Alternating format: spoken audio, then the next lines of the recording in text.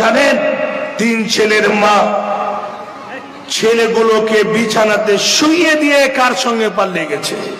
এর দায়ীটা কে? কে এর দায়ী হবে?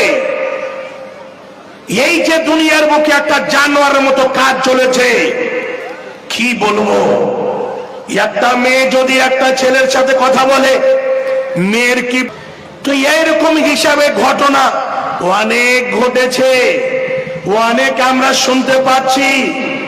এই গ্রামে ওই গ্রামে, মোবাইলে, ফেসবুকে, হোয়াটসঅ্যাপে, টুইটারে, সব জায়গাতে এইরকম ঘটনা, এইরকম খবর আসতে আছে। এই যে গত রাতের আগা রাতে আমি প্রোগ্রামে ছিলাম একেবারে হিলি বর্ডারের পাশে, শুনলাম জানেন 3 ছেলের মা ছেলেগুলোকে বিছানাতে শুইয়ে দিয়ে কার সঙ্গে পালিয়ে গেছে। এর দায়ীটা কে? কে এর দায়ী হবে? এই যে দুনিয়ার বুকে একটা জানোয়ারের মতো কাজ চলেছে, কি বলবো।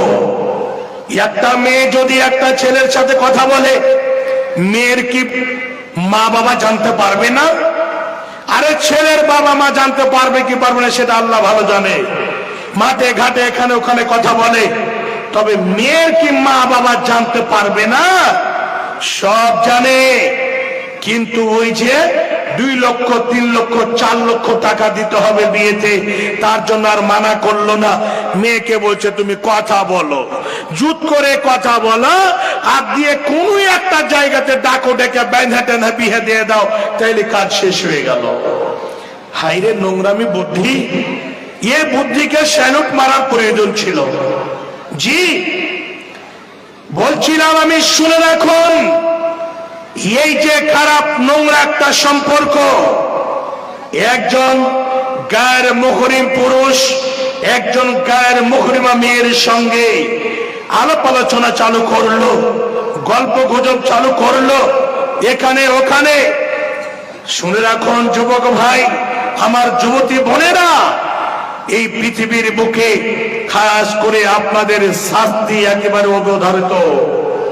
একদম এই দুনিয়াতে তো নিতে হবে, আখেরাতে আপনাদের শাস্তি টপটেম রাখা আছে, সেটা একেবারে পেয়ে থাকবে। আল্লাহ রাব্বুল আলামিন কোরআনের মধ্যে ঘোষণা কি দিয়েছে একটু শুনে রাখো। আল্লাহ বলেন, ওয়ালা তাকরাবুল ফাওয়াহিশা মা যাহারা মিনহা ওয়া মা বাতান। আল্লাহ বলছেন বান্দারে,